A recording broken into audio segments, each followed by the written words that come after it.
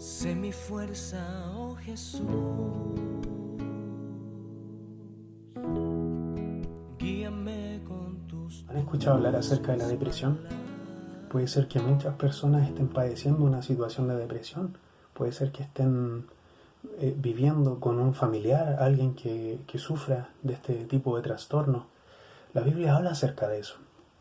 En el libro de Salmos capítulo 42, verso 5, dice: ¿Por qué te abates, oh alma mía, y te turbas dentro de mí?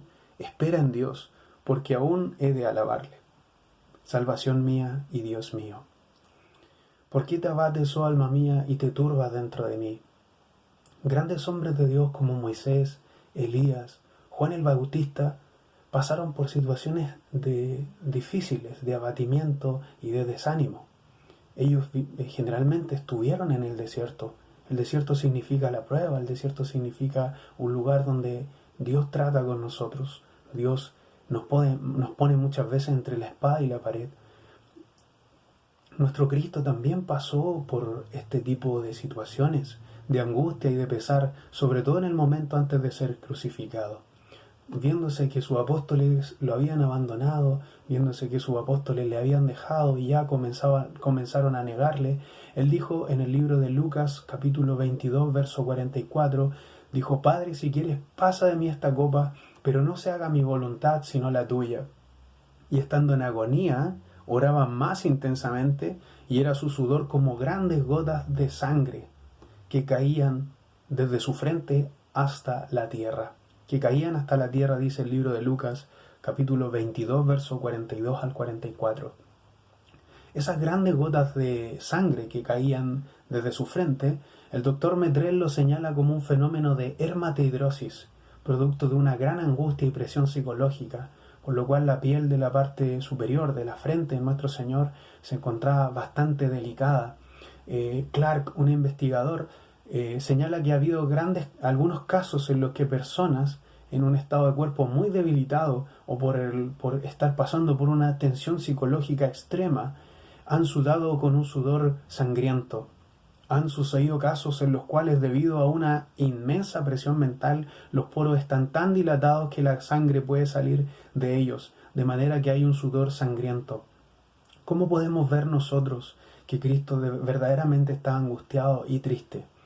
La fórmula usual de la oración en aquellos tiempos era orar de pie, pero vemos que Jesús, en el contexto de Lucas, vemos que en el capítulo, en el contexto, Jesús está orando de rodillas, y eso demuestra la violencia de su lucha espiritual y psicológica en Getsemaní.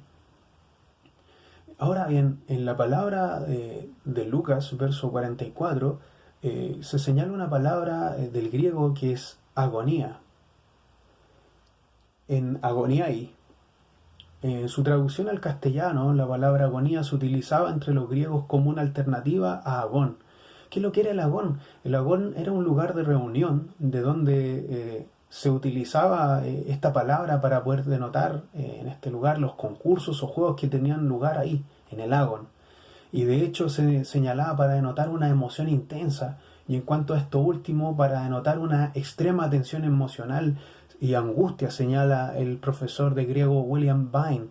Por lo tanto, si la Biblia respalda la existencia del abatimiento del alma, o habla acerca del abatimiento del alma, en grandes hombres de Dios y en nuestro Señor Jesucristo, aquí debemos ver nosotros, si Cristo padeció una situación de angustia, la pregunta es que si puede alguna persona vivir una situación de depresión difícil.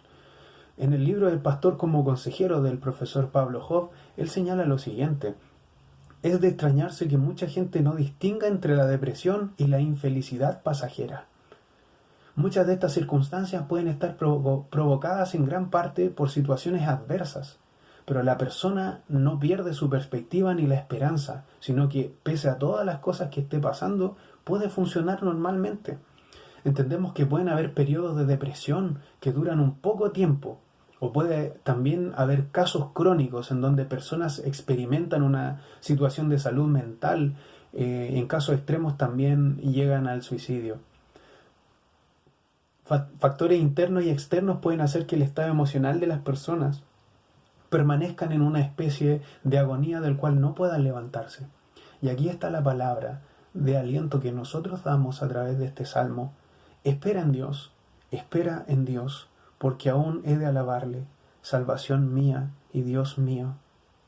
Si vamos a los siguientes versos, vemos que David sigue escribiendo y sigue señalando: Dios mío, mi alma está abatida en mí, me acordaré por tanto de ti desde la tierra del Jordán.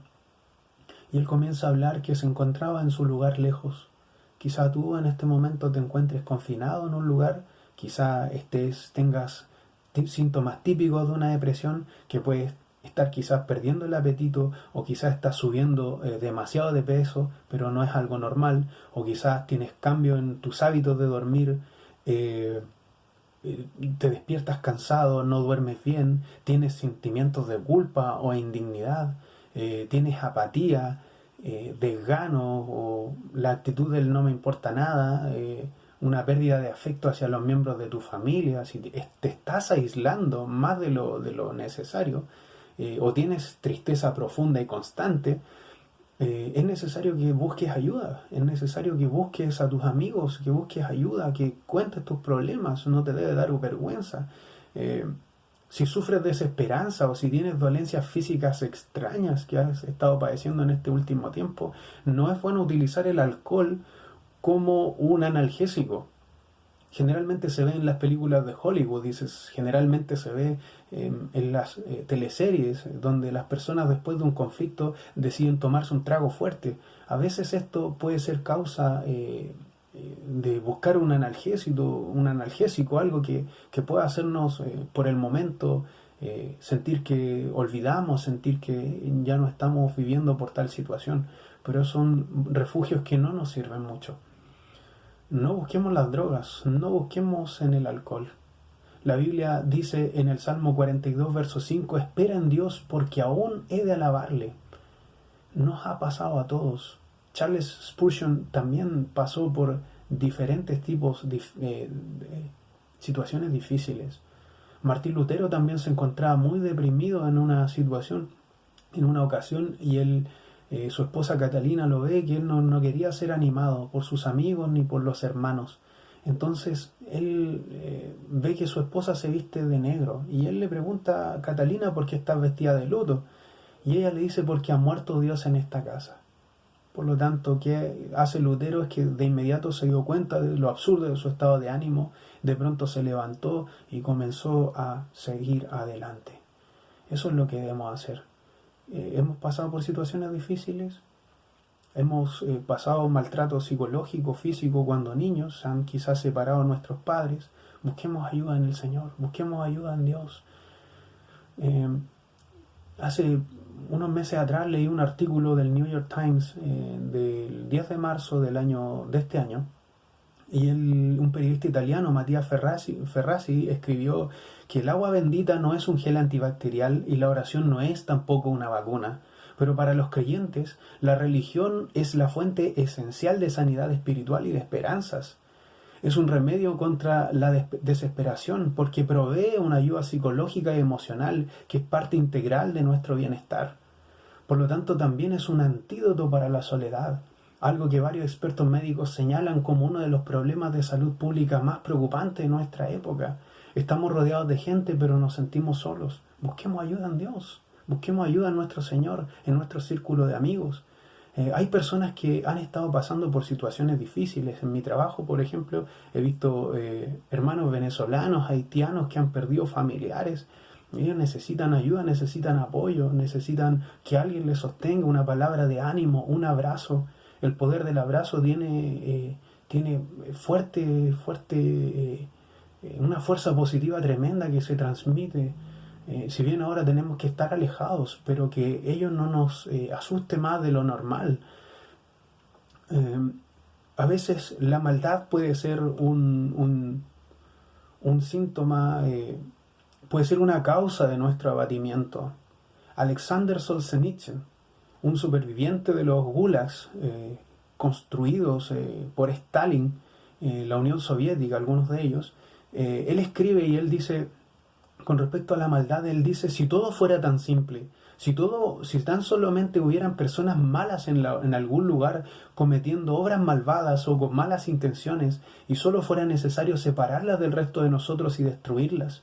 Sin embargo, la línea que divide el bien y el mal atraviesa también el corazón de todos los seres humanos, el corazón de todos nosotros. Y ahora viene la pregunta de Alexander. ¿Quién estaría dispuesto a destruir un pedazo de su propio corazón? Yo creo que ninguno de nosotros. Y es necesario enfrentar los males de la humanidad y es necesario poder apoyarnos también. ¿Se necesita hacer ollas solidarias para poder ayudar a los vecinos? Hagámoslo. Estamos trabajando, no todos están trabajando en la población. Y ahí es necesario que nosotros utilicemos nuestras palabras, pero sobre todo nuestro mandamiento, el mandamiento que Cristo nos dio, que debemos hacer el bien a todos los demás, que debemos ayudar a los demás. Ahora bien, en un comentario bíblico dice que la depresión es uno de los trastornos emocionales más comunes de este tiempo. Un antídoto para la depresión es meditar en la historia de la bondad de Dios con su pueblo. Hacer esto alejará su mente aún aquel que lo agobia de su incapacidad para resolverlo y nos enfocará en el poder de Dios para poder ayudarnos a nosotros mismos. Él nos ayuda a través de este poder, a través del poder de su Espíritu Santo. Nosotros lo hemos podido ver en gente que vive en la calle, en gente que quizá perdió a su familia.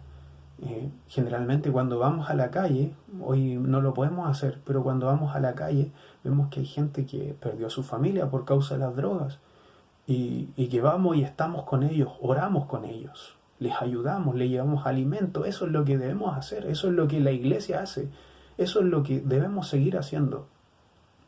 Si tú estás quizá teniendo dificultades para poder organizarte en tu iglesia, necesitas hacerlo con alguien que tenga esa fuerza, que tenga esas ganas de salir adelante y de ir a ayudar a los demás. Si tienen los recursos, si no se juntan los recursos. Cuando hablamos con las personas que se encuentran en el centro de restauración Cachapual, centro de entrenamiento Cachapual, hay personas que han vivido en la calle, hay personas que no tenían a su familia, habían perdido a su familia y por el poder de Dios han vuelto a encontrarla. Para eso estamos nosotros, para ayudar. Y para eso estás tú que eres amigo o amiga, en el cual nosotros podemos quizás hacernos los indiferentes. Pero para aquellos que creen en Dios, para aquellos que creen en Jesucristo, un día daremos cuenta de todas estas cosas. Quisiera terminar la reflexión con una reflexión de C.S. Lewis, una frase de C.S. Lewis, escritor de libros Crónicas de Narnia. Él dice, podemos ignorar incluso el placer, pero el dolor insiste en que le prestemos atención. Dios nos susurra en nuestros placeres, habla en nuestras conciencias, pero nos grita en nuestro dolor.